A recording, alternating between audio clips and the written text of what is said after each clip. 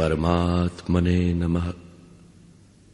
यथार्थ गीता, श्रीमद् भगवत गीता,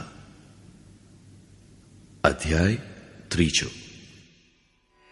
અધ્યાય બીજામાં ભગવાન શ્રી કૃષ્ણએ અર્જુનને સમજાવ્યું કે આ બુદ્ધિ તારા માટે જ્ઞાન માર્ગના વિષયમાં કહી. કઈ બુદ્ધિ? એ જ કે તું યુદ્ધ કર.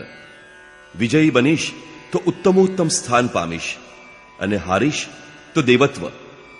વિજયમાં સર્વસ્વ છે અને પરાજયમાં દેવત્વ છે.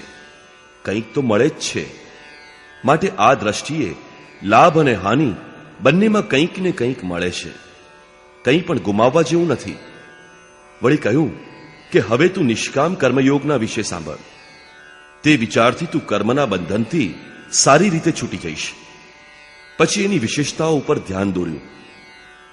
કર્મ કરતી વખતે રાખવાની જરૂરી સાવધાની વિશે ભાર મૂક્યો કે ફળની વાસનાવાળા ન થવું.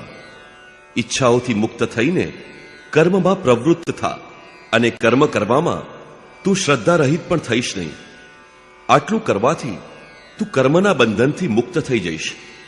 મુક્ત તો થઈશ, પરંતુ માર્ગમાં પોતાની સ્થિતિ દેખી શકાય નહીં.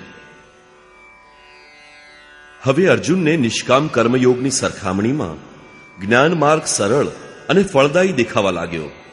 એણે પ્રશ્ન કર્યો, હે જનાર્દન, નિષ્કામ કર્મની અપેક્ષાએ જ્ઞાન માર્ગ આપની દ્રષ્ટિએ ઉત્તમ છે, તો પછી મને આ ભયંકર કર્મમાં શા માટે પ્રવૃત્ત કરો છો?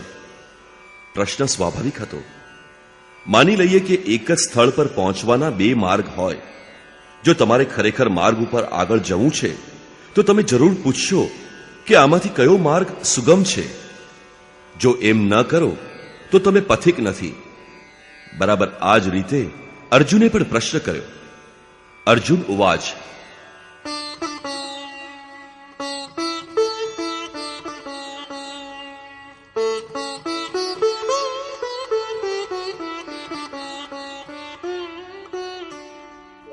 जायसी चेत कर्मणस्ते मता बुद्धिर्जनार्दन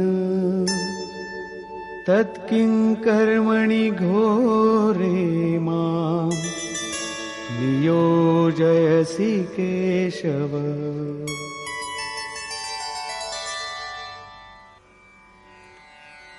લોકો પર દયા કરનારા હે જનાર્દન, નિષ્કામ કર્મયોગની અપેક્ષાએ જ્ઞાન યોગ આપને ઉત્તમ લાગે છે, તો આપ મને ભયંકર નિષ્કામ કર્મયોગમાં શા માટે પ્રવૃત્ત કરો છો?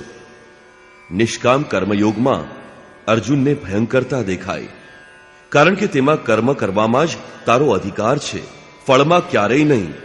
કર્મ કરવામાં અશ્રદ્ધા પણ ન હજો, અને નિરંતર સમર્પણની ભાવના સાથે યોગ ઉપર દ્રષ્ટિ રાખીને કર્મ કરે જા. જ્ઞાન માર્ગમાં હારી જઈશ તો દેવત્વ મેળવીશ, અને જીતીશ તો ઉત્તમોત્તમ સ્થિતિ પામીશ. પોતાનો લાભ ગેરલાભ પોતે વિચારીને આગળ વધવાનું છે. આ રીતે અર્જુનને નિષ્કામ કર્મયોગની અપેક્ષાએ જ્ઞાન યોગ સરળ લાગ્યો. તેથી તેણે કહ્યું,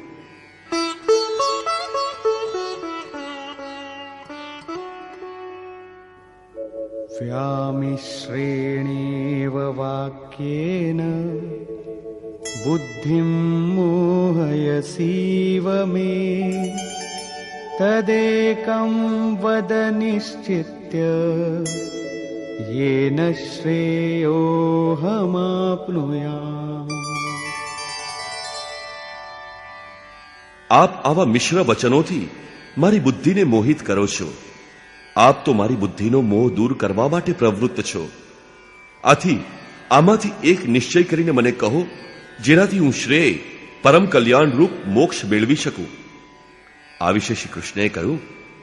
શ્રી ભગવાન ઉવાચ, लोकेऽस्मिन् द्विविधा निष्ठा पुरा प्रोक्ता मया नघ ज्ञानयोगेन सांख्यानां कर्मयोगेन योगिनाम्. હે નિષ્પાપ અર્જુન, આ સંસારમાં સત્યની શોધના બે માર્ગ મારા દ્વારા પહેલા કહેવામાં આવ્યા છે. પહેલાનો અર્થ ક્યારેય સત્યયુગ અથવા ત્રેતાયુગમાં એવો નથી, પરંતુ હમણાં જેને બીજા અધ્યાયમાં કહ્યો છે. જ્ઞાનીઓ માટે જ્ઞાન માર્ગ અને યોગીઓ માટે નિષ્કામ કર્મ માર્ગ બતાવ્યો છે. બંને માર્ગ અનુસાર કર્મ તો કરવું જ પડશે. કર્મ અનિવાર્ય છે.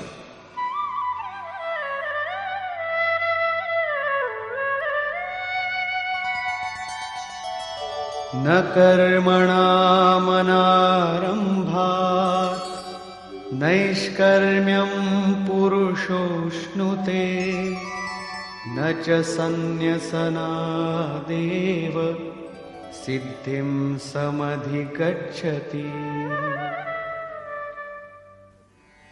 હે અર્જુન, ન તો મનુષ્ય કર્મનો આરંભ ન કરીને નિષ્કર્મની અંતિમ સ્થિતિને પ્રાપ્ત કરી શકે છે, અને ન તો આરંભ કરેલી ક્રિયાનો ત્યાગ કરવા માત્રથી ભગવાનની પ્રાપ્તિરૂપી પરમ સિદ્ધિને પ્રાપ્ત કરી શકે છે. હવે તને જ્ઞાન માર્ગ યોગ્ય લાગે કે નિષ્કામ કર્મનો માર્ગ યોગ્ય લાગે, પરંતુ બંનેમાં કર્મ તો કરવું જ પડશે. મોટે ભાગે લોકો અહીં ભગવત પથનો ટૂંકો માર્ગ અને બચાવ શોધવા લાગે છે. કર્મનો આરંભ જ ન કરવો, થઈ ગયા નિષ્કર્મી. ક્યાંક આવો ભ્રમ ન રહી જાય એટલા માટે શ્રી કૃષ્ણ ભારપૂર્વક જણાવે છે કે કર્મનો આરંભ ન કરીને કોઈ પણ નિષ્કર્મી બની શકતું નથી. શુભ અશુભ કર્મોનો જ્યાં અંત છે એ પરમ નિષ્કર્મતાની સ્થિતિ પણ કર્મ કરીને જ મેળવી શકાય છે. એમ તો એ રીતે ઘણા બધા લોકો કહે છે, અમે તો જ્ઞાન માર્ગી છીએ, જ્ઞાન માર્ગમાં તો કર્મ છે જ નહીં. આવું માનીને કર્મનો ત્યાગ કરનારા જ્ઞાની નથી હોતા. આરંભેલી કોઈ પણ ક્રિયા ત્યાગવા માત્રથી ભગવાનના સાક્ષાત્કાર રૂપી પરમ સિદ્ધિ પ્રાપ્ત થઈ શકે નહીં. કારણ કે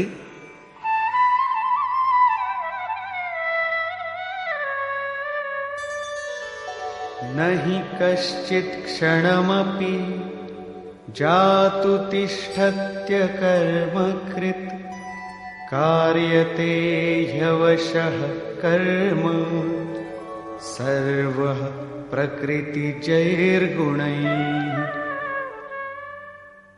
કોઈ પણ પુરુષ કોઈ પણ કાળે એક ક્ષણવાર પણ કર્મ કર્યા વગર રહી શકતો નથી.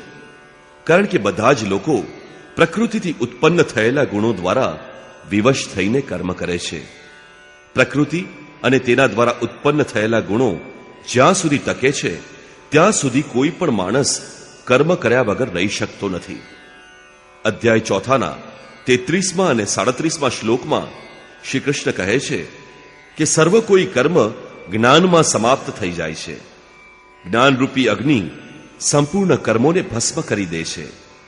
અહીં શ્રી કૃષ્ણ કહે છે કે કર્મ કર્યા વગર કોઈ રહી શકતું જ નથી. છેવટે તે મહાપુરુષ શું કહે છે? એનો આશય એ છે કે યજ્ઞ કરતા કરતા 3 ગુણોથી પર થઈ જવાય ત્યારે મનનો વિલય થાય છે, અને પ્રભુનો સાક્ષાત્કાર થતા યજ્ઞનું ફળ આવતા કર્મ શેષ થઈ જાય છે. એ નિર્ધારિત પ્રક્રિયા પૂર્ણ થયા વગર કર્મ મટતા નથી. પ્રકૃતિ પીછો છોડતી નથી.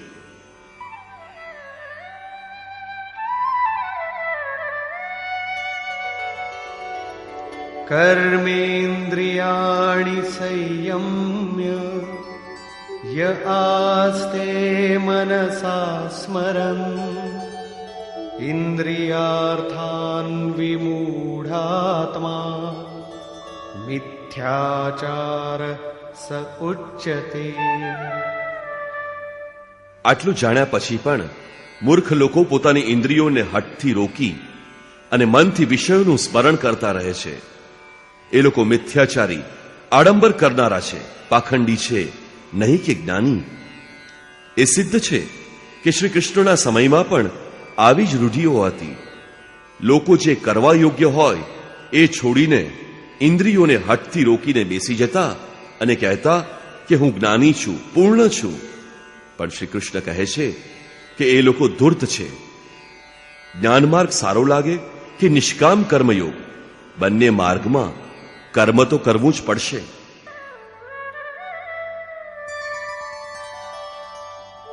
यस्त्विन्द्रियाणि मनसा नियम्यारभतेऽर्जुन कर्मेन्द्रियैः कर्मयोगम् असक्तः स विशिष्यते।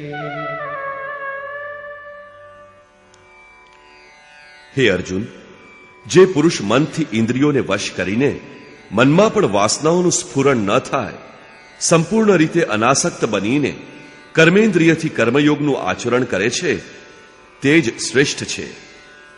ઠીક છે, સમજાઈ ગયું કે કર્મનું આચરણ કરવું, પરંતુ પ્રશ્ન એ છે કે કયું કર્મ કરવું એ વિશે કહે છે.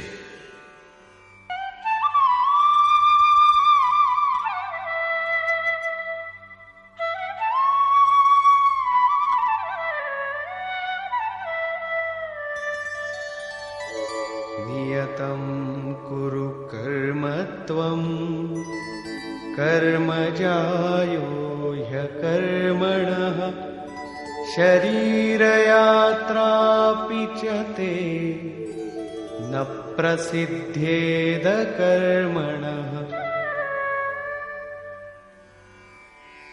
હે અર્જુન, તું ચોક્કસ નિર્ધારિત કરેલા કર્મ કર. એટલે કે કર્મ તો ઘણા છે, તેમાંથી કોઈ એક પસંદ કરેલું છે, એ નિયત કર્મ કર. કોઈ પણ કર્મ ન કરવા કરતા કર્મ કરવું એ જ શ્રેષ્ઠ છે. એટલે કે તું કર્મ કરતો રહીશ, થોડો આગળ વધીશ એટલે આગળ દર્શાવ્યું છે તેમ સમજાઈ જશે કે કર્મ તો જન્મ મરણના ભયમાંથી ઉદ્ધાર કરી દેનાર છે, માટે તે શ્રેષ્ઠ છે. કર્મ નહીં કરે તો તારી શરીર યાત્રા પણ નહીં ચાલે. શરીર યાત્રાનો અર્થ લોકો કરે છે શરીર નિર્વાહ. કેવો શરીર નિર્વાહ? શું તમે શરીર છો? આ પુરુષ અનેક યુગોથી જન્મ જન્માંતરથી શરીરની યાત્રા કરતો ચાલ્યો આવે છે. જેમ કપડું જીર્ણ થાય તો બીજું ત્રીજું ધારણ કર્યું, આ રીતે કીટ પતંગિયાથી માંડી માનવ સુધી, બ્રહ્માથી લઈ સમગ્ર જગત પરિવર્તનશીલ છે. ઉપર નીચે અનેક યોનિઓમાં આ જીવ એક ધારી શરીરોની યાત્રા કરતો રહ્યો છે. કર્મ કોઈ એવી વસ્તુ છે જે આ યાત્રાને સિદ્ધ કરી દે છે, પૂર્ણ કરી દે છે. માની લો એક પણ જન્મ લેવો પડે તો યાત્રા ચાલુ જ છે. હાલ તો પથિક ચાલી જ રહ્યો છે, તે બીજા શરીરોની યાત્રા કરી રહ્યો છે. યાત્રા તો ત્યારે જ પૂરી થાય જ્યારે ગંતવ્ય લક્ષ્ય સ્થળ આવી જાય, પરમાત્મામાં સ્થિતિ થાય, પછી આ આત્માને શરીરની યાત્રા કરવી પડતી નથી. એટલે કે શરીર ત્યાગ અને શરીર ધારણ કરવાનો ક્રમ સમાપ્ત થઈ જાય છે. તેથી કર્મ કોઈક એવી વસ્તુ છે કે તેનાથી પુરુષને ફરી શરીરની યાત્રા કરવી પડતી નથી. મોક્ષ્ય સે શુભાત. હે અર્જુન, આ કર્મ કરીને તું સંસારના બંધન અશુભમાંથી છુટકારો મેળવીશ. કર્મ કોઈ એવી વસ્તુ છે કે જે સંસારના બંધનમાંથી મુક્તિ અપાવે છે. હવે પ્રશ્ન ઉપસ્થિત થાય છે કે તે નિર્ધારિત કર્મ કયું? આ વિશે કહે છે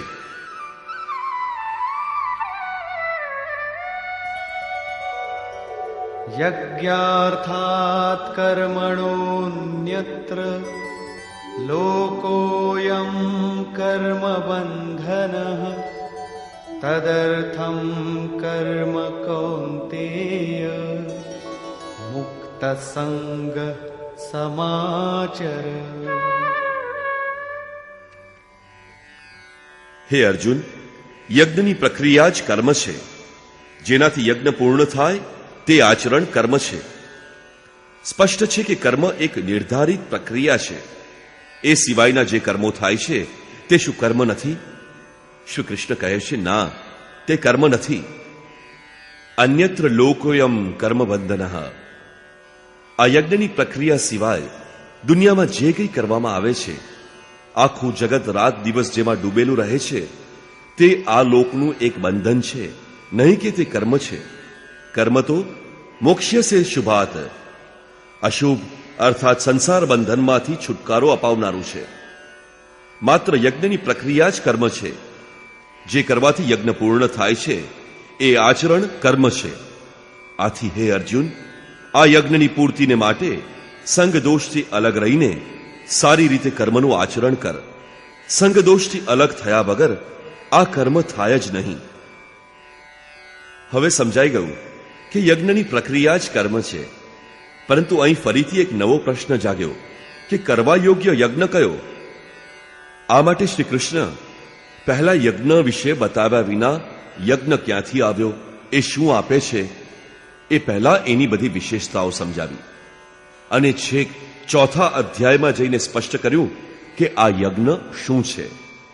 તે આપણે કરીએ અને તે કરવાથી આપણાથી કર્મ થવા લાગે. યોગેશ્વર શ્રી કૃષ્ણની શૈલી સ્પષ્ટ છે કે જે વસ્તુનું ચિત્રણ કરવાનું હોય તે વસ્તુની વિશિષ્ટતાઓને એ પહેલા આલેખે છે, જેનાથી પ્રથમ શ્રદ્ધા જાગૃત થાય. પછી તે કર્મ કરતા રાખવાની સાવધાનીઓ વિશે સમજણ આપે છે અને છેલ્લે મુખ્ય સિદ્ધાંત પ્રતિપાદિત કરે છે. યાદ રાખો કે અહીં શ્રી કૃષ્ણએ કર્મના બીજા અંગ ઉપર પ્રકાશ પાડ્યો કે કર્મ એક નિર્ધારિત ક્રિયા છે. રોજબરોજ જે કંઈ કરવામાં આવે છે તે કર્મ નથી. અધ્યાય બીજામાં પહેલી વાર કર્મ વિશે કહ્યું અને એની વિશેષતાઓ ઉપર ભાર મૂક્યો. એમાં ધ્યાનમાં લેવાની સાવધાનીઓ વિશે સમજણ આપી, પરંતુ કર્મ શું છે એ ન બતાવ્યું. અહીં અધ્યાય 3માં બતાવ્યું કે કોઈ કર્મ કર્યા વગર રહી શકતું નથી. પ્રકૃતિને વશ થઈને માનવી કર્મ કરે છે. તે ઉપરાંત જે લોકો પોતાની ઇન્દ્રિયોને બળજબરીથી રોકીને કેવળ મનથી પણ વિષયોનું ચિંતન કરે છે તે દંભી છે, અર્થાત દંભનું આચરણ કરનારા છે. માટે હે અર્જુન, મનથી ઇન્દ્રિયોને સંયમમાં લઈને કર્મ કર. હજી પ્રશ્ન તો એવો ને એવો જ રહ્યો કે કયું કર્મ કરવું. આ વિશે યોગેશ્વર ભગવાન શ્રી કૃષ્ણએ કહ્યું, અર્જુન, તું નિર્ધારિત કરેલું કર્મ કર. હવે પ્રશ્ન એ થાય છે કે નિર્ધારિત કર્મ શું છે જે આપણે કરીએ? ત્યારે બતાવ્યું કે યજ્ઞને કાર્યનું રૂપ આપવું તે જ કર્મ છે. હવે ફરીથી પ્રશ્ન થાય છે કે તે યજ્ઞ શું છે? અહીં યજ્ઞની ઉત્પત્તિ વિશેષતા બતાવીને જ શાંત થઈ જાય છે. આગળ ચોથા અધ્યાયમાં યજ્ઞનું સ્પષ્ટ ખીલેલું સ્વરૂપ જોવા મળશે. તેનું આચરણ એ જ કર્મ છે. કર્મની આ પરિભાષા ગીતાને સમજવાની ચાવી છે. યજ્ઞ ઉપરાંત દુનિયામાં લોકો કંઈ ને કંઈ કરતા જ રહે છે. કોઈ ખેતી કરે છે તો કોઈ વેપાર, કોઈ સ્વામી હોય છે તો કોઈ સેવક, કોઈ પોતાને બુદ્ધિજીવી કહે છે તો કોઈ પોતાને શ્રમજીવી કહે છે, કોઈ સમાજ સેવાને કર્મ માને છે તો કોઈ દેશ સેવાને. વળી આ જ કર્મોમાં લોકો સકામ અને નિષ્કામ કર્મની ભૂમિકા બાંધી બેઠા છે. પરંતુ શ્રી કૃષ્ણ કહે છે કે આ કર્મ નથી. અન્યત્ર લોકોયમ કર્મ બંધન. યજ્ઞની પ્રક્રિયા સિવાય જે કંઈ પણ કરવામાં આવે છે તે આ લોકનું બંધનકારી કર્મ છે, નહીં કે મોક્ષ અપાવનારું કર્મ. ખરેખર યજ્ઞની પ્રક્રિયા જ કર્મ છે. હવે યજ્ઞ વિશે કંઈ બતાવવાને બદલે પહેલા આ યજ્ઞ આવ્યો ક્યાંથી એ બતાવે છે.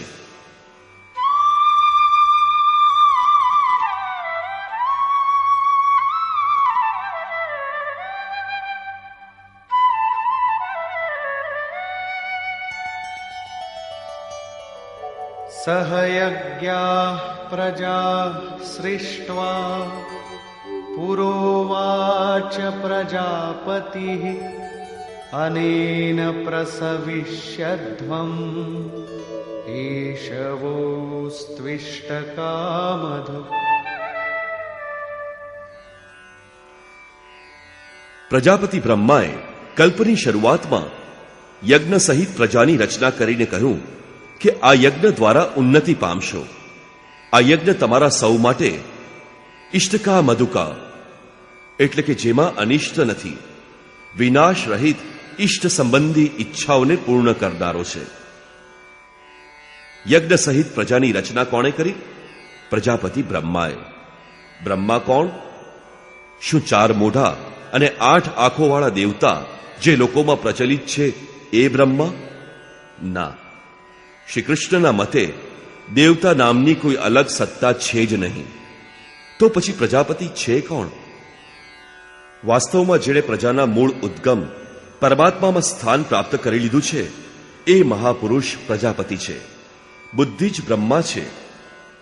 રામચરિત માનસમાં કહ્યું છે, અહંકાર શિવ બુદ્ધિ અજ મન શિષ ચિત્ત મહાન. એવા સમયે બુદ્ધિ કેવળ યંત્ર હોય છે. એ પુરુષની વાણીમાં પરમાત્મા જ બોલતા હોય છે. ભક્તિની સ્વાભાવિક પ્રક્રિયાનો આરંભ થતા બુદ્ધિનું ઉત્તરોત્તર ઉત્થાન થાય છે. પ્રારંભમાં તે બુદ્ધિ બ્રહ્મવિદ્યા સાથેની હોવાને કારણે બ્રહ્મવિદ કહેવાય છે. ઉત્તરોત્તર વિકારો શાંત થતા બ્રહ્મવિદ્યામાં શ્રેષ્ઠ હોવાથી એ બ્રહ્મવિદ્વર કહેવાય છે. ઉત્થાન અને સૂક્ષ્મ થઈ જવાથી બુદ્ધિની અવસ્થા વિકાસ પામે છે. એ બ્રહ્મવિદ્વરયાન કહેવાય છે. આ અવસ્થામાં બ્રહ્મવિદ્યા બ્રહ્મવેત્તા પુરુષ અન્યને પણ ઉત્થાનના માર્ગે લઈ જવાનો અધિકાર પ્રાપ્ત કરે છે. બુદ્ધિની પરિકાષ્ઠા છે બ્રહ્મવિદ્વરિષ્ઠ, અર્થાત બ્રહ્મવિદની એ અવસ્થા કે જેમાં ઇષ્ટ પ્રગટતો હોય. આવી સ્થિતિવાળા મહાપુરુષ પ્રજાના મૂળ ઉદ્ગમનું કારણ પરમાત્મામાં પ્રવિષ્ટ અને સ્થિત રહે છે. આવા મહાપુરુષોની બુદ્ધિ માત્ર યંત્ર જ છે અને એ જ પ્રજાપતિ કહેવાય છે. એ પ્રકૃતિના યુગ્મો દ્વંદ્વોનું વિશ્લેષણ કરીને આરાધના ક્રિયાની રચના કરે છે. યજ્ઞને અનુરૂપ સંસ્કારો આપવા એ જ પ્રજાની રચના છે. આનાથી પહેલા સમાજ ચેતના રહિત અવ્યવસ્થિત રહેતો હોય છે. સૃષ્ટિ અનાદિ છે, સંસ્કાર પહેલાથી જ છે, પરંતુ એ અસ્તવ્યસ્ત અને વિકૃત છે. યજ્ઞને અનુરૂપ એનું સંસ્કરણ કરવું એ જ એની રચના અથવા સજાવટ છે. એવા મહાપુરુષે કલ્પના આરંભમાં યજ્ઞ સહિત પ્રજાની રચના કરી. કલ્પ નિરોગ બનાવે છે. વૈદ્ય કલ્પ કરે છે, કોઈ કાયાકલ્પ કરે છે. એ ક્ષણિક શરીરનો કલ્પ છે. વાસ્તવિક કલ્પ તો તે જ કે જ્યારે ભવરોગથી મુક્તિ મળી જાય. આરાધનાનો પ્રારંભ એ આ કલ્પની શરૂઆત છે. આરાધના પૂરી થઈ તો તમારો કલ્પ પૂરો થઈ ગયો. આ પ્રમાણે પરમાત્મા સ્વરૂપસ્થ મહાપુરુષોએ ભજનના આરંભમાં યજ્ઞ સહિત સંસ્કારોને સુસંગઠિત કરીને કહ્યું કે આ યજ્ઞથી તમને બુદ્ધિ પ્રાપ્ત થાઓ. કેવી બુદ્ધિ? શું કાચા મકાનમાંથી પાકું મકાન બની જશે? આવક વધી જશે? નહીં. યજ્ઞ ઇષ્ટ કા મધુક, ઇષ્ટને લગતી કામનાની પૂર્તિ કરશે. ઇષ્ટ છે એક પરમાત્મા. એ પરમાત્મા તે પરમાત્મા સંબંધી કામનાઓની પૂર્તિ કરાવનાર છે. સ્વાભાવિક પ્રશ્ન જાગે કે યજ્ઞ સીધો જ તે પરમાત્માની પ્રાપ્તિ કરાવશે કે ક્રમે ક્રમે કરીને પ્રાપ્તિ કરાવશે?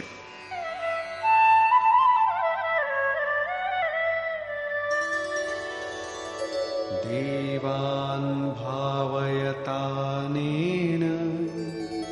તે દેવા ભાવયંતુ વઃ પરસ્પરમ ભાવયંતઃ શ્રેયઃ પરમવાપ્સ્યથ. આ યજ્ઞ દ્વારા દેવતાઓની ઉન્નતિ કરો, અર્થાત દૈવી સંપત્તિની વૃદ્ધિ કરો. આ દેવતાઓ તમારી ઉન્નતિ કરશે. આ રીતે પરસ્પર વૃદ્ધિ કરીને પરમ શ્રેય એટલે કે જેને પ્રાપ્ત કર્યા પછી કંઈ પણ પ્રાપ્ત કરવાનું બાકી ન રહે એવું પરમ કલ્યાણ તમને પ્રાપ્ત થાઓ. જેમ જેમ આપણે યજ્ઞમાં પ્રવેશ કરીશું આગળ યજ્ઞનો અર્થ કરવામાં આવશે. યજ્ઞ એટલે આરાધનાનો વિધિ. એટલે કે જેમ જેમ આપણે યજ્ઞમાં પ્રવેશ કરશું તેમ તેમ હૃદય દેશમાં દૈવી સંપત્તિ પ્રાપ્ત થતી જશે. પરમદેવ એકમાત્ર પરમાત્મા છે. આ પરમદેવમાં પ્રવેશ અપાવી દે એવી જે સંપત્તિ છે, અંતઃકરણની જે સજાતીય પ્રવૃત્તિ છે, એને જ દૈવી સંપત્તિ કહે છે. એ પરમદેવને પ્રગટાવે છે માટે દૈવી સંપત્તિ કહેવાય છે. નહીં કે બાહ્ય સ્થૂળ દેવતા, પથ્થર, પાણી જેની લોકો કલ્પના કરે છે. યોગેશ્વર શ્રી કૃષ્ણના શબ્દોમાં એનું કોઈ અસ્તિત્વ નથી. આગળ ભગવાન કહે છે,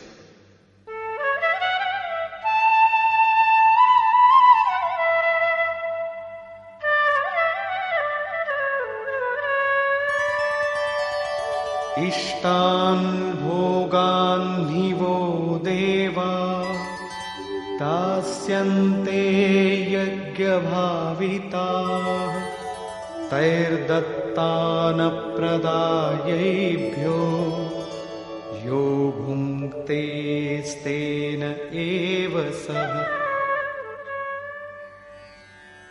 યજ્ઞ દ્વારા પુષ્ટ થયેલા દેવતા દૈવી સંપત તમને ઇષ્ટાન ભોગાન હિ દાસ્યંતે, ઇષ્ટ અર્થાત આરાધ્યને લગતા ભોગો આપશે, બીજું કંઈ નહીં.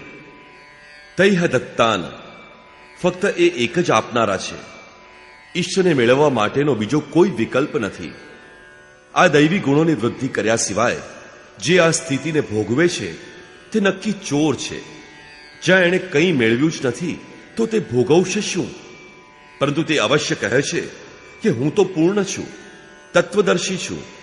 આવી બડાઈ હાંકનાર આ માર્ગમાં મુખ સંતાડનાર માત્ર છે.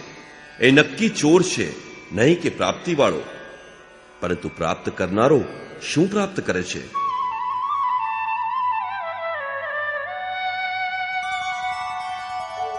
યજ્ઞશિષ્ટાશિનઃ સંતો મુચ્યન્તે સર્વકિલ્પિષૈઃ ભુञ्जते તે ત્વઘં પાપા યે પચન્ત્યાત્મકારણાत्. યજ્ઞમાંથી બચેલું અન્ન ખાનારો સંત પુરુષ સર્વ પાપોથી મુક્ત થઈ જાય છે. દૈવી સંપત્તિની વૃદ્ધિ કરતા કરતા પ્રાપ્તિકાળ જ પૂર્તિકાળ બની જાય છે. જ્યારે યજ્ઞ પૂર્ણ થઈ ગયો ત્યારે શેષ રહી ગયેલ બ્રહ્મ જ અન્ન છે. આને જ શ્રી કૃષ્ણએ બીજા શબ્દોમાં કહ્યું, યજ્ઞ શિષ્ટામૃત ભુજો યાંતિ બ્રહ્મ સનાતનમ. યજ્ઞજીનું સર્જન કરે છે એ અશન આહારનું સેવન કરનાર બ્રહ્મમાં પ્રવિષ્ટ થઈ જાય છે. અહીં તેઓ કહે છે કે યજ્ઞમાંથી શેષ બચેલા અશન બ્રહ્મ અમૃતનું સેવન કરનારો સર્વ પાપોથી છુટકારો મેળવે છે. સંતજનો તો મુક્ત થઈ જાય છે, પરંતુ પાપીઓ મોહના માધ્યમથી ઉત્પન્ન થયેલા શરીરના માટે ભોજન પકાવે છે. તેઓ પાપને ખાય છે. એમણે ભજન પણ કર્યું, આરાધનાને પણ સમજ્યા, આગેવાન પણ બન્યા, પરંતુ બદલામાં એક મધુર ઈચ્છા ઉત્પન્ન થઈ ગઈ કે આત્મકારણાત શરીરના માટે અને સંબંધોને લઈને કંઈક પ્રાપ્ત થાય.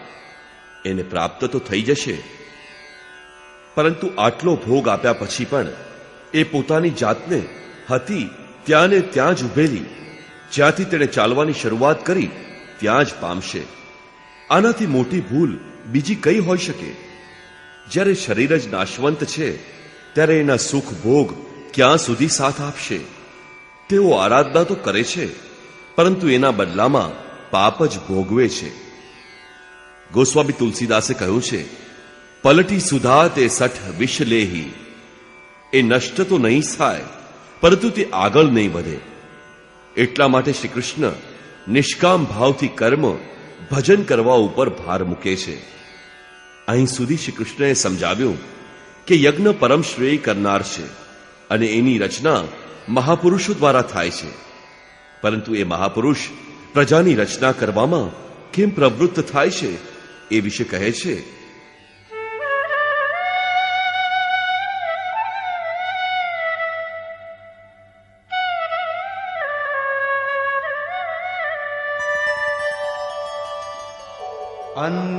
अन्नाद्भवन्ति भूतानि पर्जन्यादन्नसम्भवः यज्ञाद्भवति पर्जन्यो यज्ञः कर्म समुद्भवः कर्म ब्रह्मोद्भवं विद्धि ब्रह्माक्षर समुद्भवम् तस्मात् सर्वगतं ब्रह्म नित्यं यज्ञे प्रतिष्ठितम्. પ્રાણી માત્ર અન્નથી ઉત્પન્ન થાય છે.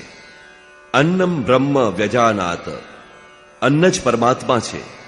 આ બ્રહ્મ અમૃતને લક્ષ્ય બનાવીને જીવ યજ્ઞ કરવા તત્પર થાય છે. અન્નની ઉત્પત્તિ વૃષ્ટિથી થાય છે.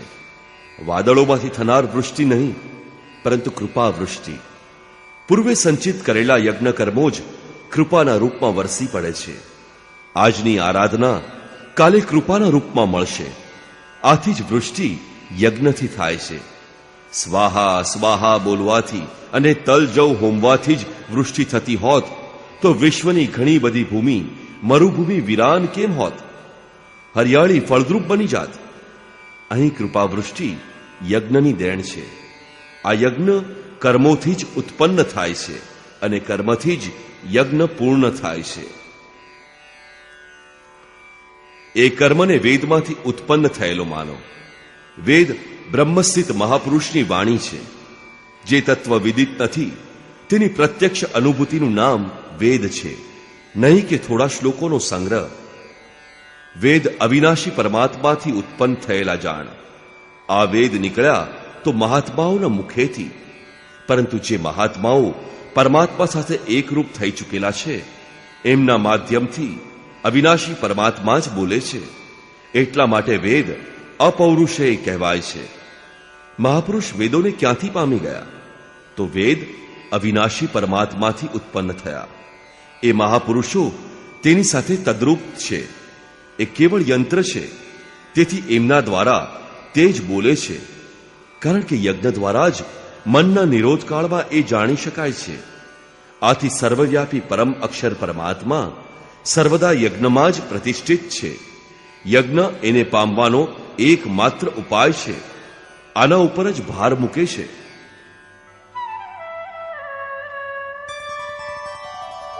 एवं प्रवर्तितं चक्रं नानुवर्तयति हयः अघायुरिन्द्रियारामो मोघं पार्थ सजीवति. હે પાર્થ, જે પુરુષ આ લોકમાં મનુષ્ય દેહ પ્રાપ્ત કરીને આ પ્રકારે ચલાવેલા પ્રવર્તાવેલા સાધન ચક્ર અનુસાર વર્તતા નથી, અર્થાત દૈવી સંપત્તિનો ઉત્કર્ષ, દેવતાઓની વૃદ્ધિ અને પરસ્પર વૃદ્ધિ દ્વારા અક્ષયધામની પ્રાપ્તિ કરવી, આ ક્રમ પ્રમાણે વર્તતો નથી, પરંતુ ઇન્દ્રિયોનો આરામ ઈચ્છનારો છે તે પાપાયુ પુરુષ વ્યર્થ જ જીવી રહ્યો છે. બંધુઓ, યોગેશ્વર શ્રી કૃષ્ણએ અધ્યાય બીજામાં કર્મનું નામ લીધું અને આ અધ્યાયમાં સમજાવ્યું કે નિયત કર્મનું આચરણ કર. યજ્ઞની પ્રક્રિયા જ કર્મ છે. એના સિવાય બીજું જે કંઈ કરવામાં આવે છે તે આ લોકનું બંધન છે. આથી સંગદોષથી દૂર રહીને આ યજ્ઞની પૂર્તિ માટે કર્મનું આચરણ કર. એમણે યજ્ઞની વિશેષતાઓ વિશે પ્રકાશ પાડ્યો અને સમજાવ્યું કે યજ્ઞની ઉત્પત્તિ બ્રહ્માથી છે. પ્રજા અન્નને ઉદ્દેશ બનાવીને આ યજ્ઞમાં પ્રવૃત્ત થાય છે. યજ્ઞ કર્મથી અને કર્મ અપૌરુષેય વેદથી ઉત્પન્ન થયેલ છે. જો કે એમનામાં વેદ મંત્રોના દ્રષ્ટા મહાપુરુષ જ હતા. એના પુરુષનું ઉર્ધ્વીકરણ થઈ ચૂક્યું હતું. તેની સાથે અવિનાશી પરમાત્મા જ શેષ બચ્યા હતા. તેથી વેદ પરમાત્માથી ઉત્પન્ન થયેલા છે. સર્વવ્યાપી પરમાત્મા હંમેશા યજ્ઞમાં પ્રતિષ્ઠિત છે. આ સાધન ચક્ર અનુસાર જે વર્તતો નથી તે પાપાયુ પુરુષ ઇન્દ્રિયોના સુખની ઈચ્છાવાળો છે. તે વ્યર્થ જીવે છે. અર્થાત યજ્ઞ એવી વિશિષ્ટ વિધિ છે જેમાં ઇન્દ્રિયોને આરામ નથી, પરંતુ અક્ષય સુખ છે. ઇન્દ્રિયોના સંયમની સાથે એમાં સામેલ થવાનું વિધાન છે. ઇન્દ્રિયોના આરામની ઈચ્છાવાળા પાપાયુ છે. હજી સુધી શ્રી કૃષ્ણએ યજ્ઞ શું છે એ બતાવ્યું નથી, પરંતુ શું યજ્ઞ કરતા જ રહેશું કે એનો અંત કદી પણ હશે ખરો? આ બાબતમાં યોગેશ્વર કહે છે,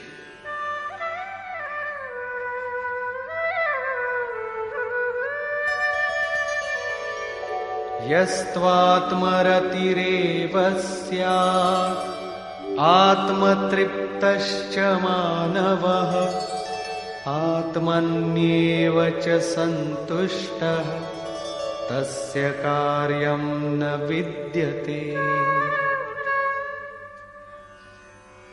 પરંતુ જે મનુષ્ય આત્મામાં જ રત, આત્મતૃપ્ત અને આત્મામાં જ સંતુષ્ટ છે તેને માટે કર્તવ્ય શેષ રહેતું નથી. આ જ લક્ષ્ય હતું. જ્યારે અવ્યક્ત, સનાતન, અવિનાશી આત્મતત્વ પ્રાપ્ત થઈ ગયું તો પછી આગળ શું શોધીએ? આવા પુરુષ માટે ન તો કર્મની આવશ્યકતા રહે છે, ન તો આરાધનાની. આત્મા અને પરમાત્મા એકબીજાના પર્યાય છે. આનું જ ભગવાન ફરીથી ચિત્રણ કરે છે.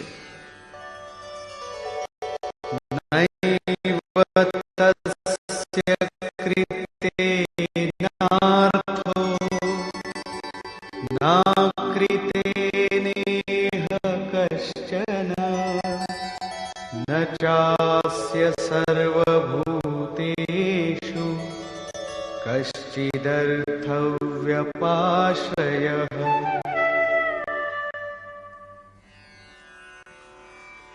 આ સંસારમાં એ પુરુષ દ્વારા કાર્ય કરવાથી નથી કોઈ લાભ અને છોડી દેવાથી નથી કોઈ નુકસાન. જો કે પહેલા તેની જરૂર હતી. તેનો કોઈ પ્રાણી સાથે કોઈ સ્વાર્થ સંબંધ નથી હોતો. આત્મા જ તો શાશ્વત, સનાતન, અવ્યક્ત, અપરિવર્તનશીલ અને અક્ષય છે. જ્યારે તેને તે મળી ગયો પછી તેમાં જ સંતુષ્ટ, તેમાં જ તૃપ્ત, તેમાં જ ઓતપ્રોત અને સ્થિત છે. આગળ કોઈ સત્તા જ નથી તો કોને શોધે?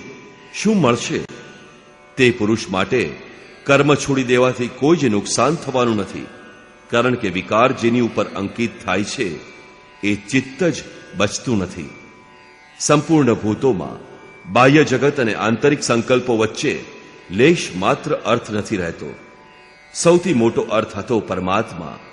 જ્યારે એ જ ઉપલબ્ધ છે તો બીજા સાથે તેને શી લેવા દેવા?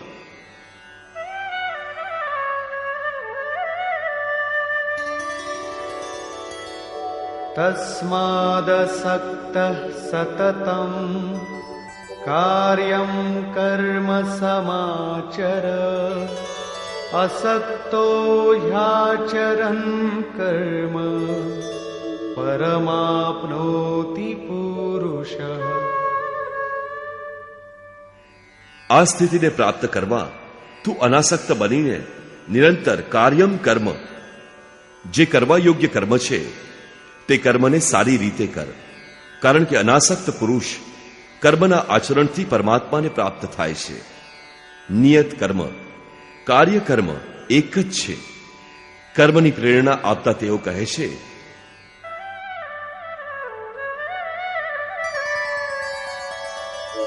કર્મણૈવ હિ સંસિદ્ધિં આસ્થિતા જનકાદયઃ લોકસંગ્રહમેવાપી સંપશ્યન કર્તુમર્હસી. જનક એટલે કે જનક રાજા નહીં, પરંતુ જન્મદાતાને જનક કહે છે. યોગ જ જનક છે. તમારા સ્વરૂપને જન્મ આપે છે, પ્રકટ કરે છે. યોગ વડે સંયુક્ત પ્રત્યેક મહાપુરુષ જનક છે. આવા યોગ સંયુક્ત ઘણા બધા ઋષિઓ જનકાદય, જનક વગેરે જ્ઞાનીજન મહાપુરુષોએ પણ કર્મણા એવ સંસિદ્ધિમાં, કર્મો દ્વારા જ પરમસિદ્ધિને પ્રાપ્ત કરી છે. પરમસિદ્ધિનો અર્થ પરમતત્વ પરમાત્માની પ્રાપ્તિ. જનક વગેરે જેટલા પણ અગાઉ મહર્ષિઓ થઈ ગયા છે તેઓ કાર્ય કર્મ એટલે કે કરવા યોગ્ય કર્મ દ્વારા જે યજ્ઞની પ્રક્રિયા છે તેવા કર્મને કરીને સંસિદ્ધિમાં પરમસિદ્ધિને પ્રાપ્ત થયેલા છે. પરંતુ પ્રાપ્તિ બાદ તેઓ પણ લોક સંગ્રહને નજર સમક્ષ રાખીને કર્મ કરે છે. લોકહિત ચાહીને કર્મ કરે છે. માટે તું પણ પ્રાપ્તિ પછી લોકનાયક બનવા માટે કાર્ય કરતા રહેવા યોગ્ય છે. શા માટે? હમણાં શ્રી કૃષ્ણએ કહ્યું છે કે પ્રાપ્તિ પછી મહાપુરુષના કર્મ કરવાથી ન કોઈ લાભ થાય છે કે ન તો તે છોડી દેવાથી કોઈ હાનિ થાય છે. છતાં પણ લોક સંગ્રહ, લોકહિતની વ્યવસ્થા માટે તેઓ સારી પેઠે નિયત કર્મનું આચરણ કરતા રહે છે.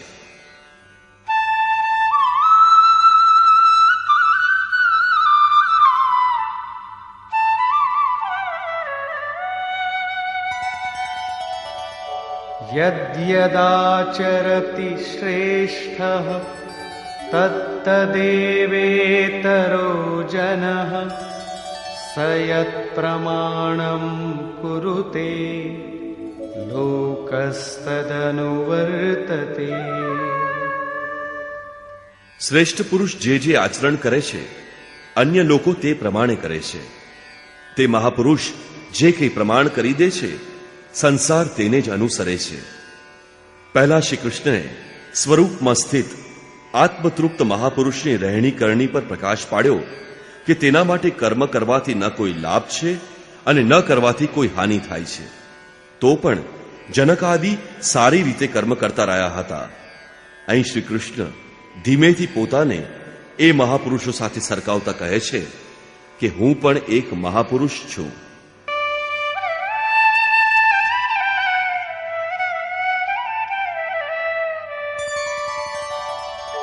ન મે પાર્થાસ્તિ કર્તવ્યમ ત્રિષુ લોકેષુ કિંચન નાનવાપ્તમવાપ્તવ્યમ વર્ત એવ ચ કર્મણિ. હે પાર્થ, મારે ત્રણેય લોકમાં કોઈ કર્તવ્ય નથી. આગળ કહેતો આવ્યો છું કે તે મહાપુરુષને સમસ્ત ભૂતોમાં કોઈ કર્તવ્ય નથી.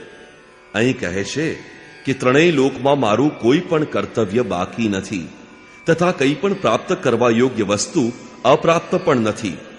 છતાં પણ હું સારી પેઠે કર્મ આચરું છું. કેમ? યદિ હ્યહં ન વર્તેયં જાતુ કર્મણ્યતંદ્રિતઃ મમ વર્તમાનુવર્તન્તે મનુષ્યાઃ પાર્થ સર્વશઃ. કારણ કે જો હું સાવધાન રહીને કર્મનો અમલ ન કરું તો લોકો મારા વર્તન પ્રમાણે વર્તવા લાગશે. તો શું આપનું અનુકરણ પણ ખરાબ છે? શ્રી કૃષ્ણ કહે છે કે હા. ઉત્સીદેયુરિમે લોકા ન કુર્યાં કર્મ ચેદહં શંકરસ્ય ચ કર્તાસ્યામ ઉપહન્યામિમાઃ પ્રજા. જો હું સાવધાન થઈને કર્મ ન કરું તો આ બધા જ લોકો ભ્રષ્ટ થઈ જશે અને હું શંકરસ્ય વર્ણશંકરને કરનારો બનું તથા આ બધી જ પ્રજાઓનું હનન કરનારો એટલે કે મારનારો બનું. સ્વરૂપમાં સ્થિત મહાપુરુષ સતર્ક થઈને જો આરાધના ક્રમને વળગી ન રહે તો સમાજ તેની નકલ કરીને ભ્રષ્ટ થઈ જશે. મહાપુરુષે તો આરાધના પૂર્ણ કરી પરમ નૈષ્કર્મ્યની સ્થિતિને મેળવી છે. તેઓ ન કરે તો તેમના માટે કોઈ નુકસાન નથી, પરંતુ સમાજે તો હજી આરાધનાનો આરંભ જ નથી કર્યો. પાછળથી આવનારાઓના માર્ગદર્શન માટે જ મહાપુરુષો કર્મ કરે છે. હું પણ કરું છું. અર્થાત શ્રી કૃષ્ણ એક મહાપુરુષ હતા, નહીં કે વૈકુંઠથી આવેલા કોઈ વિશેષ ભગવાન. એમણે કહ્યું કે મહાપુરુષો લોક સંગ્રહને માટે કાર્ય કરે છે. હું પણ કરું છું. જો ન કરું તો લોકોનું પતન થઈ જાય, સૌ લોકો કર્મો છોડી દેશે. મન ખૂબ જ ચંચળ છે, એને બધું જ જોઈએ છે, કેવળ ભજન નથી જોઈતું.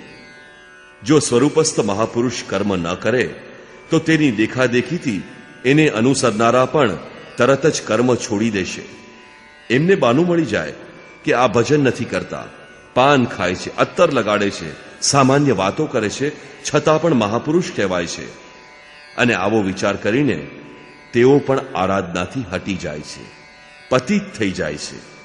શ્રી કૃષ્ણ કહે છે કે જો હું કર્મ ન કરું તો સહુ ભ્રષ્ટ થઈ જાય અને હું વર્ણશંકરનો કર્તા બનું. સ્ત્રીઓ દૂષિત થતા વર્ણશંકર થયાનું જોવા સાંભળવા મળે છે. અર્જુન પણ આ જ ભયથી વ્યાકુળ હતો કે સ્ત્રીઓ દૂષિત બનશે તો વર્ણશંકર પેદા થશે. પરંતુ શ્રી કૃષ્ણ કહે છે જો હું સાવધાન રહીને આરાધનામાં રત ન રહું તો વર્ણશંકરનો કર્તા બનું. વસ્તુતઃ આત્માનો શુદ્ધ વર્ણ છે પરમાત્મા. પોતાના શાશ્વત સ્વરૂપના માર્ગથી ચલિત થઈ જવું એ જ વર્ણશંકરતા છે. જો સ્વરૂપસ્થ મહાપુરુષ ક્રિયાનું આચરણ નથી કરતો તો લોકો તેના અનુકરણમાં ક્રિયારહિત બની જશે, આત્માના માર્ગેથી ચલિત થઈ જશે, વર્ણશંકર થઈ જશે. તેઓ પ્રકૃતિમાં ખોવાઈ જશે. સ્ત્રીઓનું સતીત્વ અને જાતિની શુદ્ધતા એ એક સામાજિક વ્યવસ્થા છે, અધિકારનો પ્રશ્ન છે.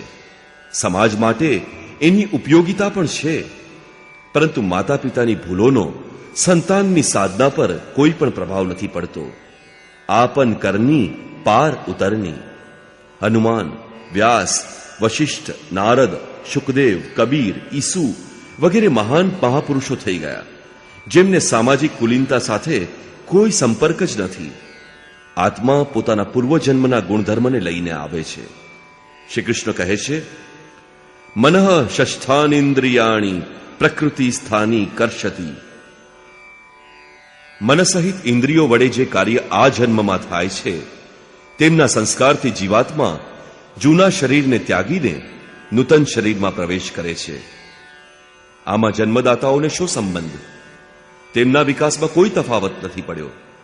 માટે સ્ત્રીઓના દૂષિત થવાથી વર્ણસંકર નથી થતો. સ્ત્રીઓના દૂષિત થવાને અને વર્ણસંકરતાને કોઈ સંબંધ નથી. શુદ્ધ સ્વરૂપ તરફ અગ્રેસર ન થતા પ્રકૃતિમાં વિખરાઈ જવું એ જ ખરા અર્થમાં વર્ણસંકર છે.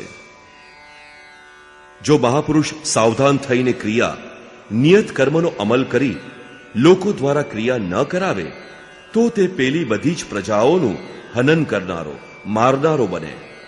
સાધના ક્રમમાં ચાલીને તે મૂળ અવિનાશીની પ્રાપ્તિ કરવી એ જ જીવન છે, અને પ્રકૃતિમાં વિખરાઈ જવું, ભટકી જવું એ મૃત્યુ છે.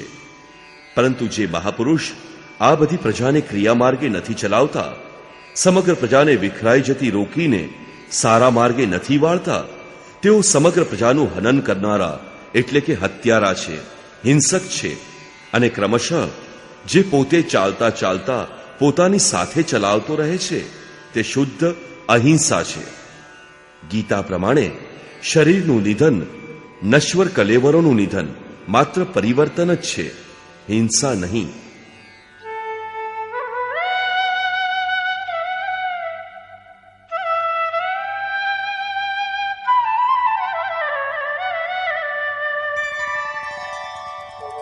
सक्ताः कर्मण्य विद्वांसो यथा कुर्वन्ति भारत कुर्याद् विद्वांस तथा सक्तः चिकीर्षुर्लोक संग्रहम्.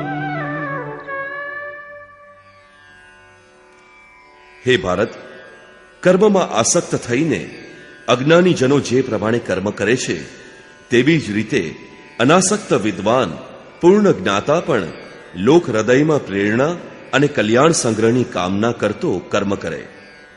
યજ્ઞની વિધિ જાણતા અને કરતા હોવા છતાં આપણે અજ્ઞાની છીએ. જ્ઞાનનો અર્થ છે પ્રત્યક્ષ જ્ઞાન. જ્યાં સુધી લેશ માત્ર પણ આપણે અલગ છીએ, આરાધ્ય અલગ છે, ત્યાં સુધી અજ્ઞાનતા વિદ્યમાન છે. જ્યાં સુધી અજ્ઞાનતા છે ત્યાં સુધી કર્મમાં આસક્તિ રહે છે. અજ્ઞાની જેટલી આસક્તિથી આરાધના કરે છે તે જ રીતે અનાસક્ત પણ જેને કર્મો સાથે પ્રયોજન નથી તેને આસક્તિ કેમ થાય? એવા પૂર્ણ જ્ઞાતા મહાપુરુષ પણ લોકહિત માટે કર્મ કરે, દૈવી સંપદનો ઉત્કર્ષ કરે, જેથી સમાજ એ માર્ગે ચાલી શકે.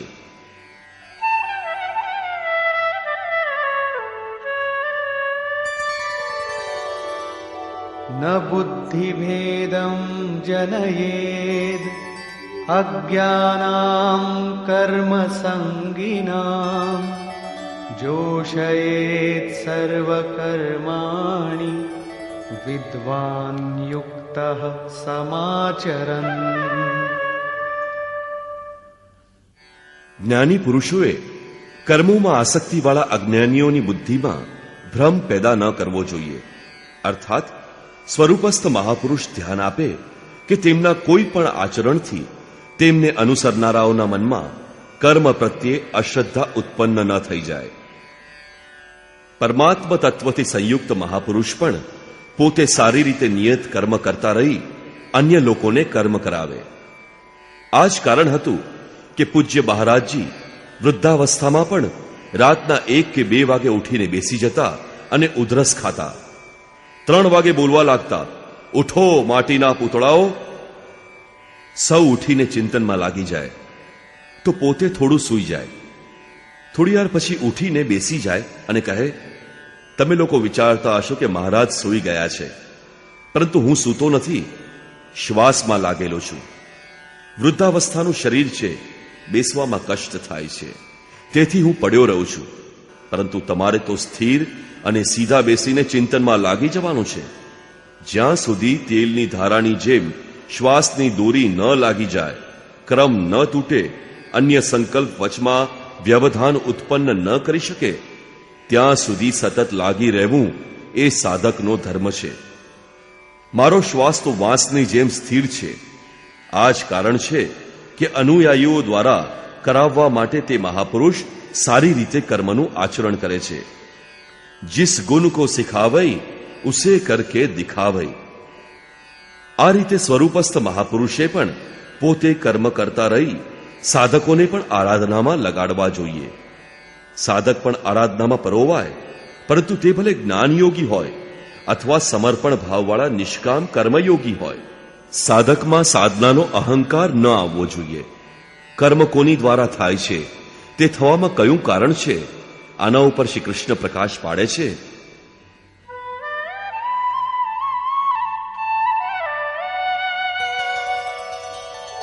પ્રકૃતે ક્રિયમાણાનિ ગુણૈઃ કર્માણિ સર્વશઃ અહંકાર વિમૂઢાત્મા કર્તાહમિતિ મન્યતે.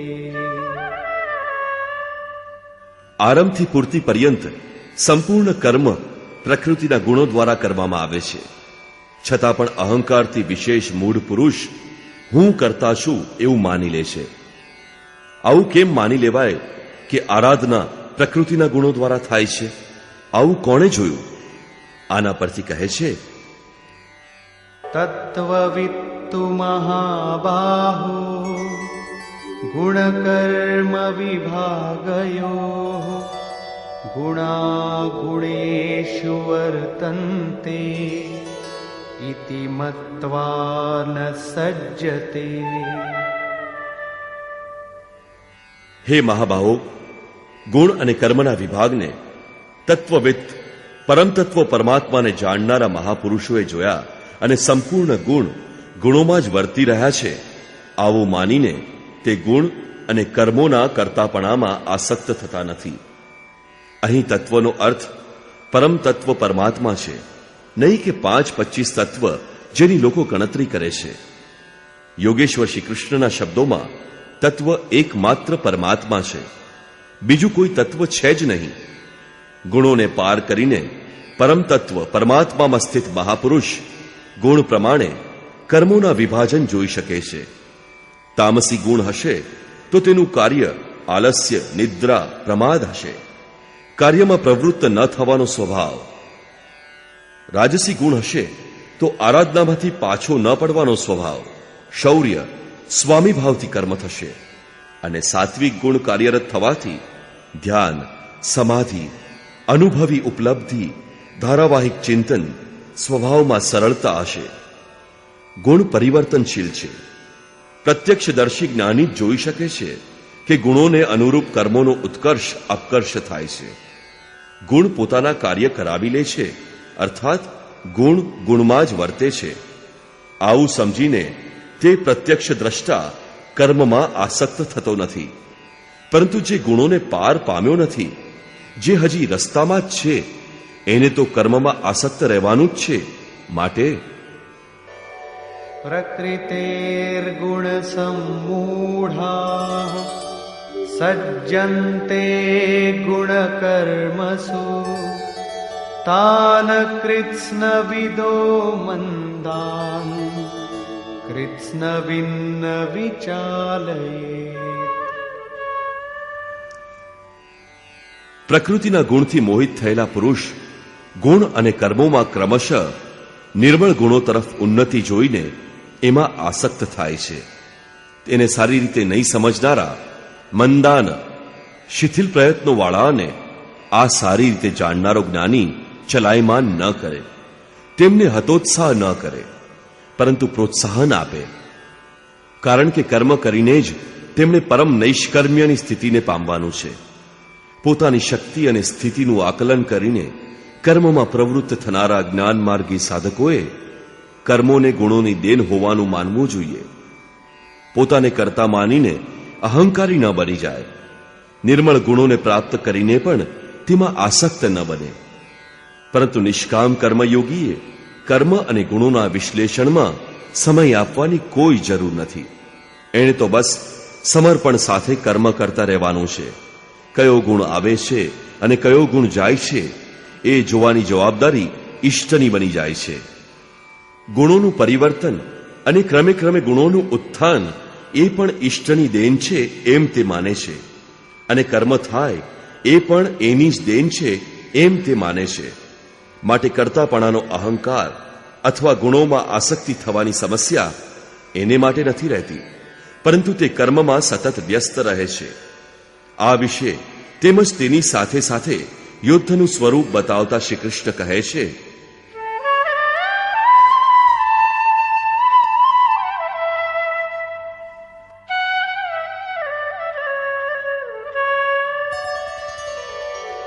મયि સર્વાણિ કર્માણિ સંન્યસ્યાધ્યાત્મચેતસા નિરાશીર્નિર્મમો ભૂત્વા યુધ્યસ્વ વિગતજ્વરઃ.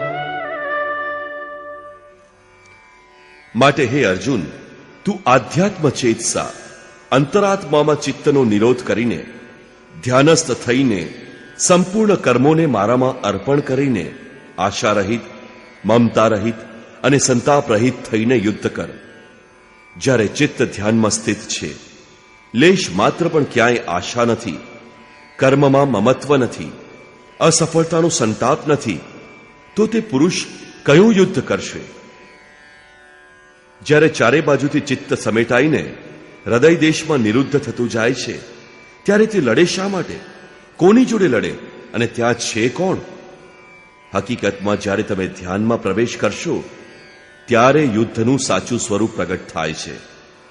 તો કામ, ક્રોધ, રાગ, દ્વેષ, આશા, તૃષ્ણા વગેરે વિકારોનો સમૂહ, વિજાતીય પ્રવૃત્તિઓ જે કુરુ કહેવાય છે, તે સંસારમાં પ્રવૃત્તિઓ આપતી જ રહે છે. અડચણના સ્વરૂપે ભયંકર આક્રમણ કરે છે. બસ આનો પાર પામવો એ જ યુદ્ધ છે. આનો નાશ કરતા અંતરાત્મામાં સમેટાતા જવું, ધ્યાનસ્થ થતા જવું, એ જ યથાર્થ યુદ્ધ છે. આના પર ફરી ભાર મૂકે છે.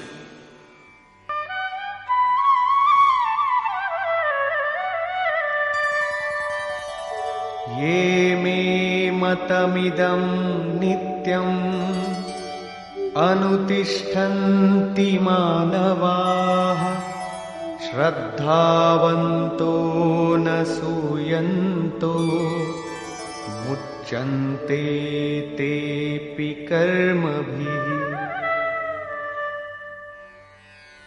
અર્જુન, જે કોઈ મનુષ્ય દોષ દ્રષ્ટિથી રહિત થઈને, શ્રદ્ધાભાવ સમર્પણથી સંયુક્ત થઈને સદાય મારા મત પ્રમાણે વર્તે છે કે યુદ્ધ કર, તે પુરુષ પણ સંપૂર્ણ કર્મોથી છૂટી જાય છે. યોગેશ્વરનું આ આશ્વાસન કોઈ હિન્દુ, મુસલમાન અથવા ખ્રિસ્તી માટે નથી, પરંતુ સમસ્ત માનવ માત્ર માટે છે. તેમનો મત છે કે યુદ્ધ કર.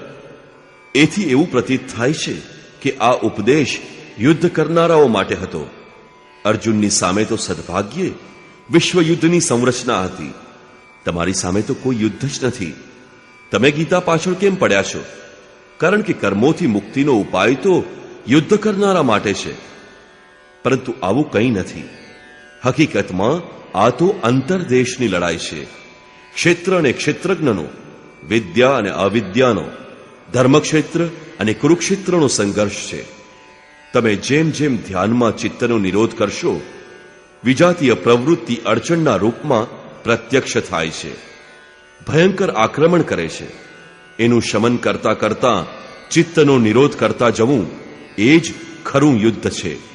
જે દોષ દ્રષ્ટિથી રહિત થઈને શ્રદ્ધા સાથે આ યુદ્ધમાં જોડાય છે તે કર્મોના બંધનથી, આવાગમનથી સારી રીતે છુટકારો મેળવી લે છે. જે આ યુદ્ધમાં પ્રવૃત્ત નથી થતો એની કઈ ગતિ થાય છે એ વિશે કહે છે.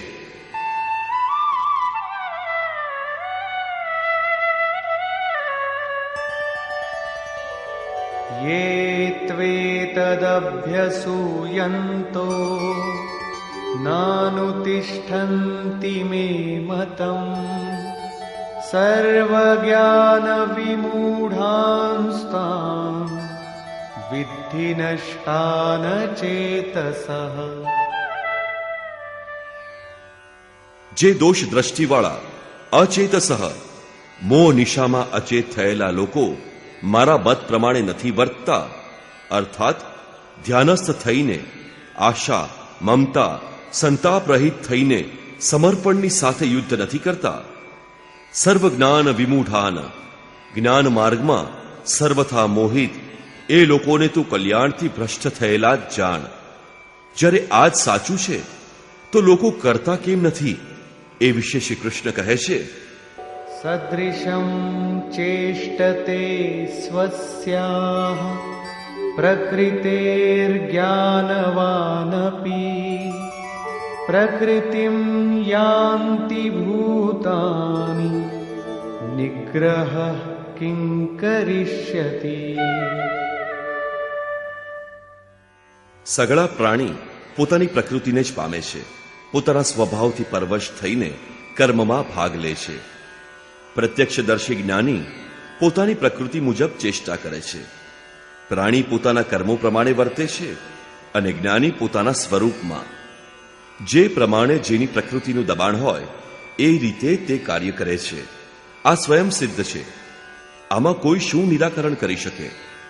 આ જ કારણ છે કે સૌ લોકો મારા મત પ્રમાણે કર્મમાં પ્રવૃત્ત નથી થઈ શકતા. તેઓ આશા, મમતા, સંતાપનો, બીજા શબ્દોમાં રાગ દ્વેષનો ત્યાગ નથી કરી શકતા. તેનાથી કર્મનું સાચું આચરણ નથી થતું. આને વધુ સ્પષ્ટ કરે છે અને બીજું કારણ બતાવે છે.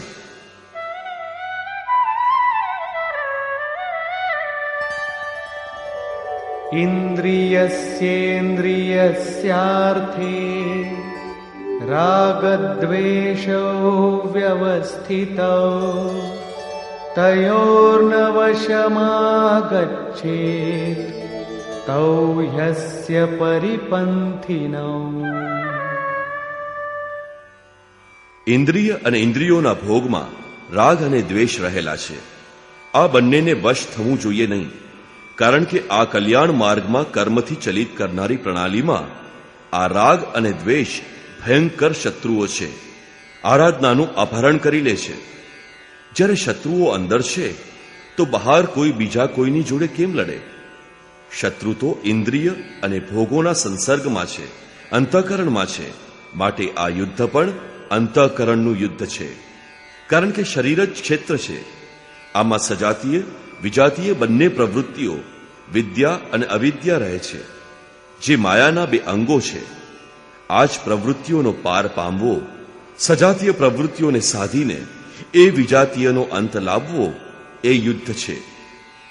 વિજાતીય સમાપ્ત થતાં જ સજાતીયનો ઉપયોગ સમાપ્ત થઈ જાય છે.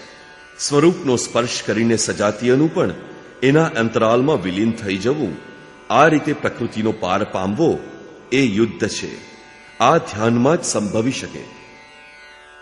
રાગ દ્વેષના શમનમાં સમય લાગે છે. માટે ઘણા સાધક ક્રિયાને છોડીને અચાનક જ મહાપુરુષોની નકલ કરવા લાગે છે. શ્રી કૃષ્ણ આનાથી સાવધાન કરે છે.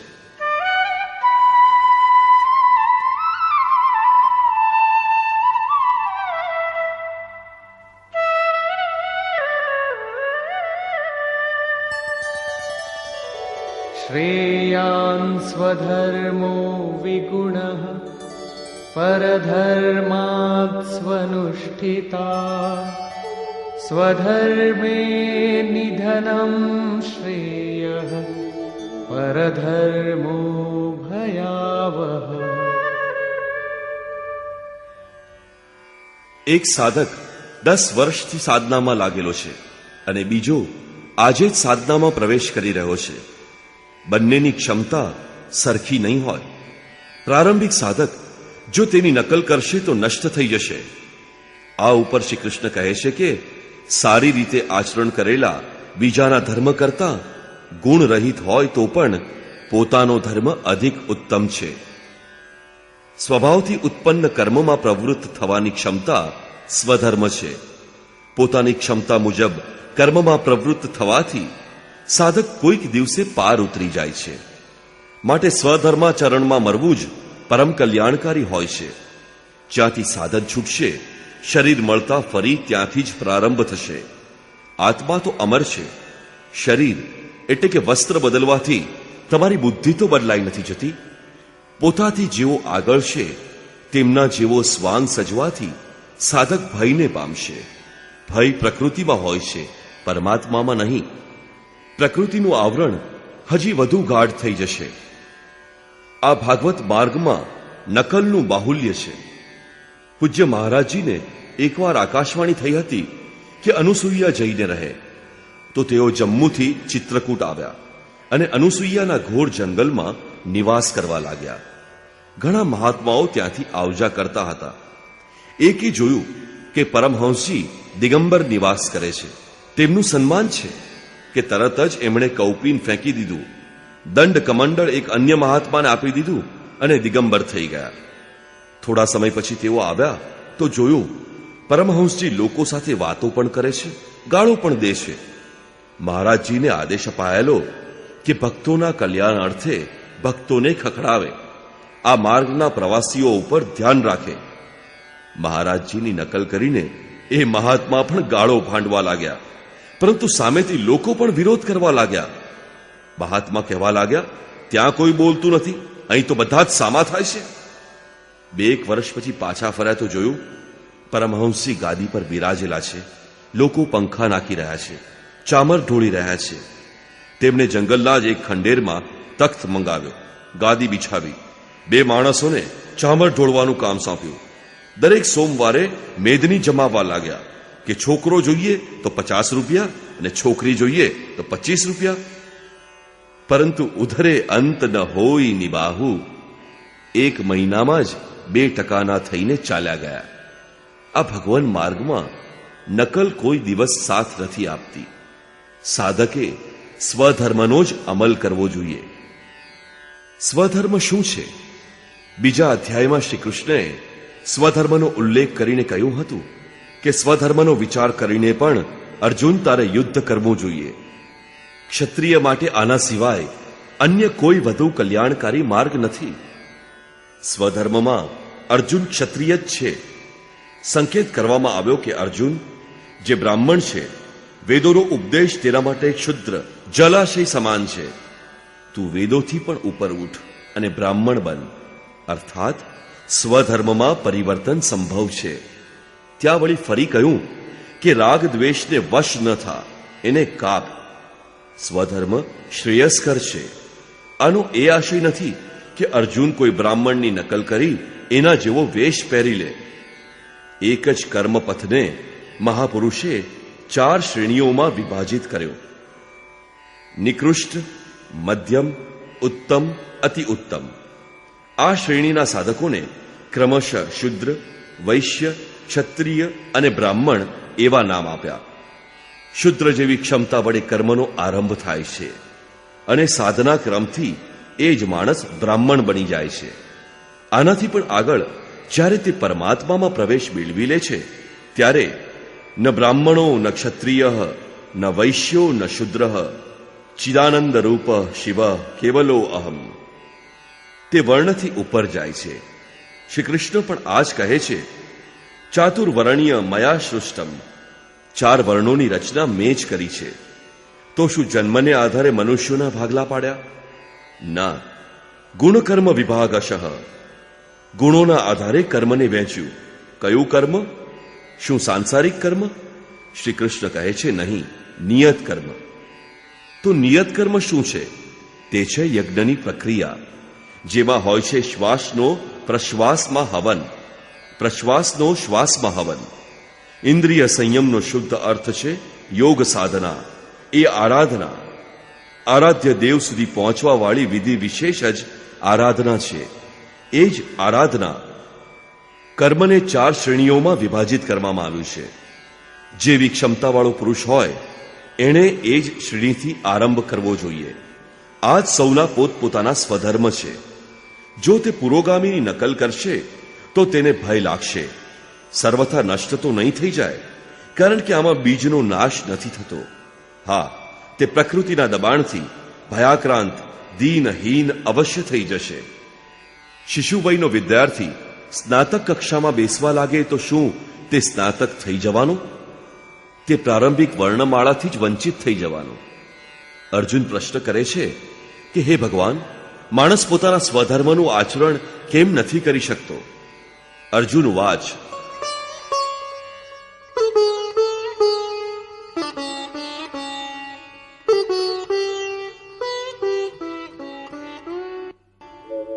अथ केन प्रयुक्तोऽयं पापं चरति पूरुषः अनिच्छन्नपि वार्ष्णेय बलादिव नियोजितः.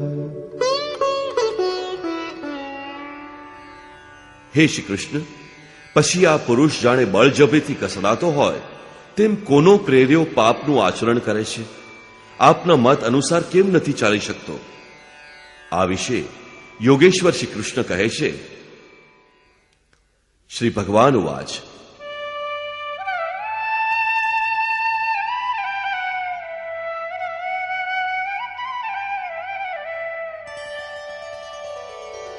कामैष क्रोधैष रजो गुणसमुद्भवः महाशनो महापाप्मा विद्येनमिह वैरिणम्. હે અર્જુન, રજોગુણથી ઉત્પન્ન આ કામ અને આ ક્રોધ અગ્નિની જેમ ભોગ ભોગવવાથી ક્યારેય પણ તૃપ્ત ન થનારા મોટા પાપી છે. કામ ક્રોધ રાગ દ્વેષના જ પૂરક છે. હમણાં જ મેં જેની ચર્ચા કરી હતી આ વિષયમાં તું એને જ શત્રુ જાણ. હવે એમનો પ્રભાવ બતાવે છે.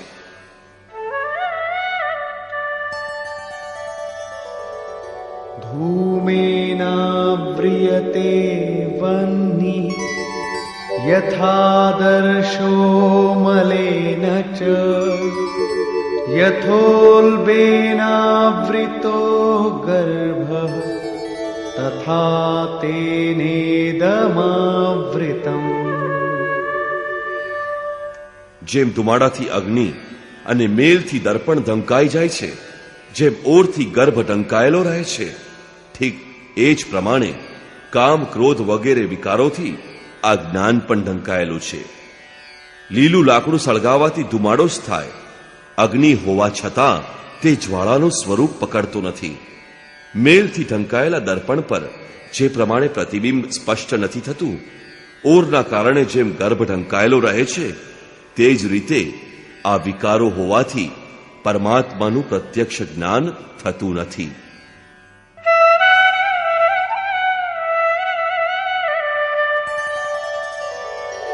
आवृतं ज्ञानमेतेन ज्ञानिनो नित्यवैरिणा कामरूपेण कौन्तेय दुष्पूरेणानलेन च. હે કૌંતે, અગ્નિની જેમ ભોગોથી કદી તૃપ્ત ન થનાર અને જ્ઞાનીઓના હંમેશના વેરી આ કામથી જ્ઞાન ઢંકાયેલું છે. અત્યારે તો શ્રી કૃષ્ણએ કામ અને ક્રોધને બે શત્રુઓ કહ્યા. આ શ્લોકમાં તે માત્ર એક જ શત્રુ કામનું જ નામ લે છે. હકીકતમાં કામમાં ક્રોધનો અંતર્ભાવ છે. કાર્ય પૂરું થવાથી ક્રોધ સમાપ્ત થઈ જાય છે, પરંતુ કામના સમાપ્ત થતી નથી. કામના પૂર્તિમાં વ્યવધાન આવતા જ ક્રોધ પુનઃ ઉભરાય છે. કામનાના અંતરાલમાં ક્રોધ પણ સમાવિષ્ટ છે. આ શત્રુનો નિવાસ ક્યાં છે અને ક્યાં શોધીએ? નિવાસ જાણી લેવાથી આનો સમૂળગો નષ્ટ કરવામાં સગવડ રહેશે. આ વિશે શ્રી કૃષ્ણ કહે છે,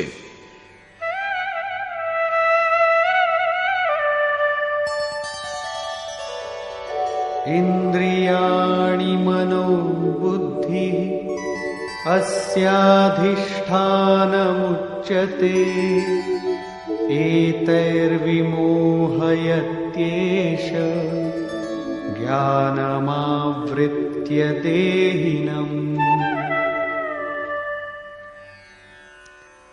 ઇન્દ્રિય, મન અને બુદ્ધિ આના નિવાસસ્થાન કહેવાય છે. આ કામ મન, બુદ્ધિ અને ઇન્દ્રિયો દ્વારા જ જ્ઞાનને આચ્છાદિત કરીને જીવાત્માને મોહમાં નાખે છે. તસ્માત્ ત્વમિન્દ્રિયાણ્યાદૌ નિયમ્ય ભરતર્ષભ પાપ્માનં પ્રજહિયેનં જ્ઞાન વિજ્ઞાનનાશનમ. માટે હે અર્જુન, તું પહેલા ઇન્દ્રિયોને નિયમ્ય સંયત કર, કારણ કે શત્રુ તો એની અંદર જ સંતાયેલો છે. તે તમારા શરીરની અંદર છે. બહાર શોધવાથી તે ક્યાંય નહીં મળે. આ હૃદય દેશની અંતર જગતની લડત છે. ઇન્દ્રિયોને વશમાં કરીને જ્ઞાન અને વિજ્ઞાનનો નાશ કરનારા આ પાપી કામને જ માર. કામ સીધી રીતે પકડમાં નહીં આવે. માટે વિકારોના નિવાસસ્થાન પર જ ઘેરાવ કરો. ઇન્દ્રિયોને જ સંયત કરો. પરંતુ ઇન્દ્રિય અને મનને સંયત કરવા ખૂબ જ મુશ્કેલ છે. શું આપણે આ કરી શકીશું? આ વિશે શ્રી કૃષ્ણ તમારા સામર્થ્યને દર્શાવતા પ્રોત્સાહિત કરે છે.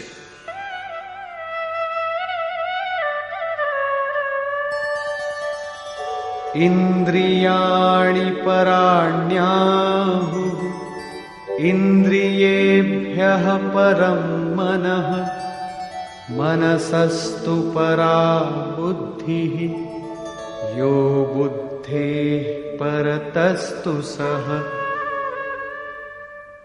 અર્જુન, આ શરીરથી તું ઇન્દ્રિયોને પર અર્થાત સૂક્ષ્મ અને બળવાન જાણ. ઇન્દ્રિયોથી ઉપર મન છે. મન તેનાથી પણ બળવાન છે. મનથી ઉપર બુદ્ધિ છે અને બુદ્ધિથી પણ સાવ ઉપર જે છે એ તારો આત્મા છે. તે જ તું છે.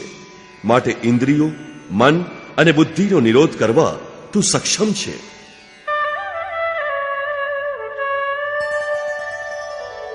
એવં બુદ્ધેઃ પરં બુદ્ધ્વા સંસ્તભ્યાત્માનમાત્મના જહિ શત્રું મહાબાહો કામરૂપં દુરાસદમ.